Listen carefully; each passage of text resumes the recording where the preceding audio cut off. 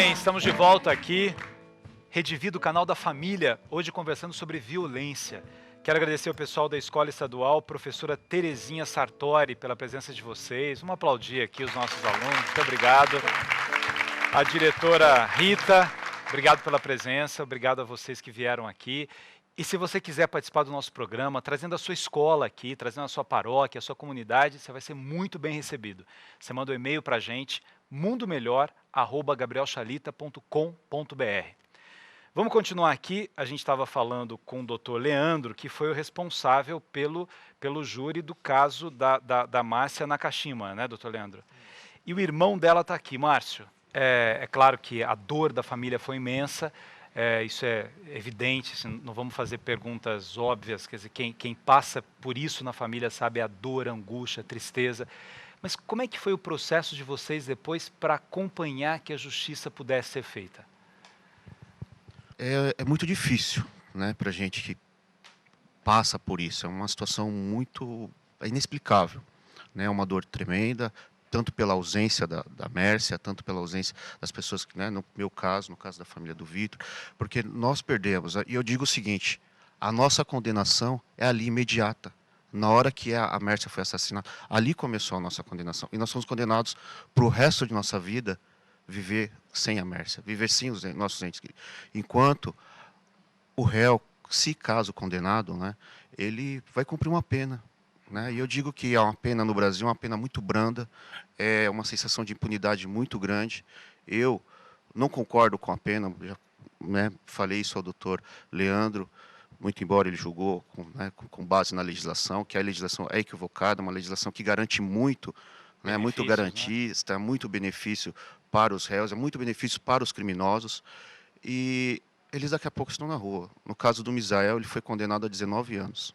Né? Pela legislação atual, ele vai ficar no máximo 7 anos e logo pode ir para a rua e vai viver entre nós, vai viver como uma pessoa que pagou a sua pena, que ninguém mais, como um cidadão que cumpriu a sua pena e vai ter todos os direitos novamente restabelecidos. E a gente? E nós? Fica o quê? Né? Então, respondendo a sua pergunta, em relação a como nós fizemos isso, nós preferimos não acompanhar. Vocês não, ninguém da família foi ao julgamento? Não, fomos todos. Vocês só no julgamento? Fomos todos. Inclusive, eu fui testemunha, né, no julgamento, mas é muito difícil, é muito complicado passar por isso. E, muito embora eu sou de uma família de advogados, né, nós preferimos contratar um advogado, que no caso foi o doutor Alexandre de Sá Domingues, que acompanhou todo o processo. Ele fez, né, essa intermediação entre o judiciário e a minha família. Né? Então ele acompanhou foi assistente de acusação do Dr. Rodrigo Merli, que é um excelente promotor, né, bastante combatente. Nossos agradecimentos aí por todo o empenho que ele teve no caso da minha irmã. Mas é difícil, é muito complicado passar por tudo isso. E saber que ao final de tudo isso, a pena é muito pequena. No caso do Misael, no caso da minha irmã, falou assim: vocês ficaram satisfeitos com o resultado? Ficamos satisfeitos, porque houve a condenação. Mas ficamos muito, Chalita, muito frustrados com o tamanho da pena. É uma coisa irrisória pelo tamanho da dor que ele provocou. Que é tirar a vida na minha de alguém, família. né? Não tem volta a isso. Não tem né? volta. A minha mãe até hoje não se recuperou. O meu pai vive com problemas em relação a isso. Né? Eu tive outros problemas na minha família. Né? Eu tive uma tia que entrou em depressão profunda, né, e acabou falecendo em virtude disso. Então, é até difícil falar, né? Até peço desculpa, porque às vezes falar de tudo isso embarga um pouco a voz, é complicado. E falar que a pena fica para a gente. A pena maior é da família. A pena maior é das pessoas, é da família, das pessoas que sofreram a violência. Porque essa legislação, ela precisa ser mudada e precisa ser mudada imediatamente. Sabe, eu acho que quem tiver, dos políticos que estiverem acompanhando, estiver assistindo o seu programa, sabe, eu queria que eles fizessem essa reflexão. Né? Legal, vamos fazer. Eu acho que está tudo errado em relação ao presídio. O presídio precisa ser né, reformulado, porque nós precisamos recuperar uma tragédia o também. Você coloca criminoso. jovens de 18, 19, 20 anos, né? Pouquíssimos presídios têm trabalho, então, no fundo, você coloca um monte de jovens junto, a maior parte de quem está no sistema penitenciário é jovem, né? 18 a 25 anos, e o Estado não evolui para isso, né? Para dar condições mínimas de recuperação também, né? Não, eu acho que precisa de uma mudança não só na legislação, mas como também no sistema prisional. Eu acho que no estado de São Paulo, no Brasil, vamos colocar a nível Brasil, a prioridade não é prender os criminosos. Aqui eu vou dar um dado da Secretaria de Segurança do Estado de São Paulo, né? Quando isso eu consegui na época que o Mizel era foragido, na época que foi decretada a prisão dele, de que no estado de São Paulo nós temos uma população carcerária de 150 mil presos. E nós sabemos o estado, a condição que é o presídio. Superlotação, não tem vaga em lugar nenhum. O presídio que era para ter 70 pessoas, tem 300 pessoas. E a população, e o número de foragidos eram de 161 mil pessoas.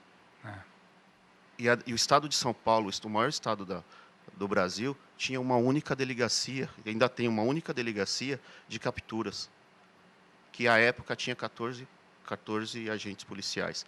Então, não é prioridade do Estado prender, não é prioridade do Estado fazer justiça. E isso me revolta muito saber que nós estamos à mercê da própria sorte, à mercê de Deus, sabe, da vontade, da proteção de Deus, de sair de casa, não saber o que vai ser, aí eu cruzar a rua, o que vai ser se eu vou chegar em casa novamente. Isso me deixa muito revoltado. Vamos falar aqui com a família do Vitor. O pai, a mãe. No caso do Vitor, era um adolescente, né? Quer dizer, a dor nesse caso da justiça é mais complicada ainda, né?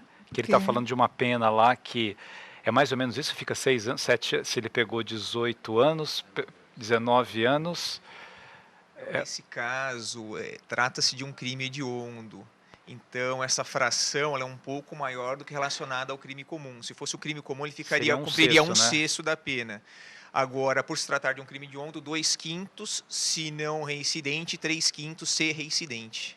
2/5, então seriam quantos anos? A pena foi de 20 anos. 20 anos. E giraria em torno de 7 a 8 anos. Mas uma coisa que eu gostaria de deixar frisada, Chalita, é o seguinte: não basta apenas e tão somente o lapso temporal para que ele progrida de regime. Pode ser, eu vou dar o caso do Misael, que ele cumpra 20 anos na cadeia. Isso vai depender dele, se ele vai assimilar ou não essa terapêutica penal. Se ele se adaptar ao regime, com certeza, ele será agraciado com as benesses legais.